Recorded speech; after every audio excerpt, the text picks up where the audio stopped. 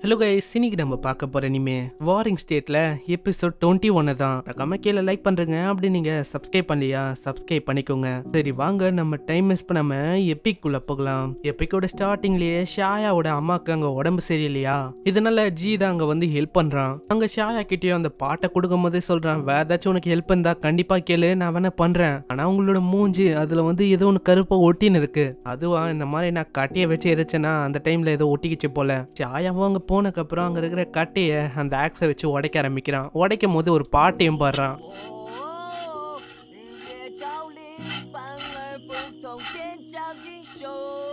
இப்படி இவன் பாட்டு பாடி எல்லாத்தையுமே உடைச்சுன்னு இருக்கும்போது திடீர்னு வெளியில யாரோ ஒருத்தங்க பாக்குறாங்க. அவனுக்கு வேற யாரோ வீட்டுக்குள்ள புகுந்த மாதிரி இருக்கா.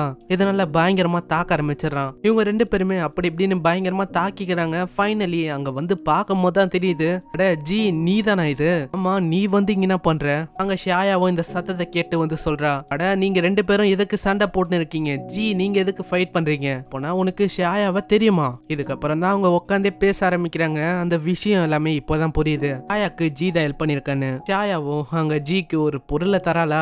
அங்க அவன் சொல்றான், ஷாயா நீ வந்து கொஞ்சம் போறியா, அதாவது நான் இவன் கூட கொஞ்சம் பேசணும். நீங்க வந்து இதே தான் எப்பயுமே பண்றீங்க, உங்களுக்கு வேற வேலையே இல்லையான்னு.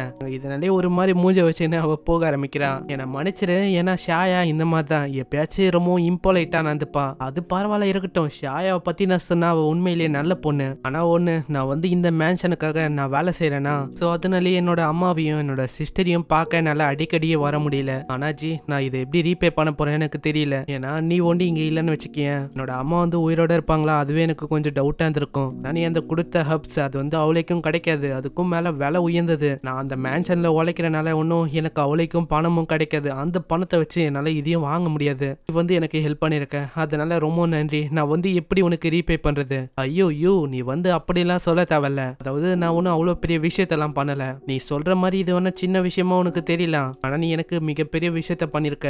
நான் எப்படி உனக்கு ரீபே பண்றது? எனக்கு எப்போ இன்னும் தேவைப்படுதோ எனக்கு கூப்பிடு, நான் வந்து கண்டிப்பா அது என்னவா இருந்தாலும் ஹெல்ப் பண்றதுக்கு தயாரா இருக்கேன். சரி ஏதோ ஒண்ணு யூ, நீ வந்து போதும் நீ பண்ணது. ஏன்னா நீ வந்து கவலைப்படாத, உங்க அம்மா வந்து சரியாயிடுவாங்க. ஆனா எவ்வளவு கஷ்டமான அந்த டிஎம் மென்ஷன்ல இவன் இருக்கணுமா என்ன? இதுவே ஷாங் மென்ஷன்ல இவன் தான். ஷாங்லி வந்து அவங்களோட ஃபாலோவர்ஸுக்கு கண்டிப்பா ஏதாச்சும் ஒரு உதவியை பண்ணிருப்பாங்க. முக்கியமா அவங்களோட ஃபேமிலிக்கு பிரச்சனையா கண்டிப்பா உதவி பண்ணிருப்பாங்க.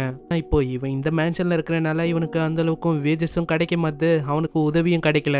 இதனால அந்த விஷயத்த அவன் சொல்லான்னு வருவான். அதுக்குள்ள அவனே தடுக்கிறான். என்ன சொல்ல வரேன்னு எனக்கு புரியுது, ஆனா வேணாம். ஏன்னா நம்ம தான் லாயலா இருக்கணும் நம்மளோட மாஸ்டருக்கு. நீ சொல்றதும் கரெக்ட் தான், நம்ம அதே மாதிரி இருக்கலாம். ஆனா நான் இனிமேலும் உன்னை யூன்னு கூப்பிட போதில்ல, நான் உன்னை ஷிக்கின்னு கூப்பிடலாமா? கூப்பிடலாம். நீ வந்து எங்க அம்மாவை காப்பாத்திருக்க, அதனால உனக்கு என்ன தோந்தோ நீ அப்படியே என்ன கூப்பிடலாம். அதுக்குன்னு நீ திரும்ப அதை மென்ஷன் பண்ணலாம் அப்படின்னு ஒன்றும் இல்லை. அதே மாதிரி நீ என்னையும் மிஸ்டர் ஜி அப்படின்லாம் கூப்பிடாத, சாதாரணமா ஜின்னு கூப்பிட்டா கூட ஓகே தான். ஏன்னா நம்ம ரெண்டு பேருமே ஃப்ரெண்ட்ஸ் தான், புரியுதுல? அதுக்கும் மேல எப்பயுமே நீ என்ன மிஸ்டர் ஜி அப்படின்னு கூப்பிடாத. அப்பனா நான் வேறமா உங்களை ஜின்னு கூப்பிடுறேன், அது கரெக்டா இருக்கும்ல? கரெக்டாவா? அற்புதமா இருக்கும். சரி அப்பனா நான் உங்க கூட சேலஞ்ச் பண்ணலான்னு இருக்கேன். ஏன்னா உங்களோட மேன்ஷனுக்கு நாங்க சேலஞ்ச் பண்றது அது ரொம்ப ஹானரா இருக்கும். ஏன்னா உங்களோட ஆப்பிடியூட் வந்து ஜூலி, அந்த ஆப்பிடியூட் கூட நான் சண்டை போடுறது ரொம்ப ஹானரா இருக்கும். அதனால இந்த மாதிரி வாய்ப்பு எல்லாமே எங்களுக்கு கிடைக்காது. அங்க ஜியும் இதை பத்தி தான் யோசனை இருக்கான். அதாவது இப்போலாம் இது சிம்பிளா இருக்காது. ஏன்னா எப்பயுமே நான் வந்து மத்தவங்களோட கவனத்தை அப்படி ஈர்க்க ஆரம்பிக்கிறேன். ஆனா நம்ம ஷிக்கி வந்து ரொம்ப இன்னோசென்ட்டா இருக்கான்,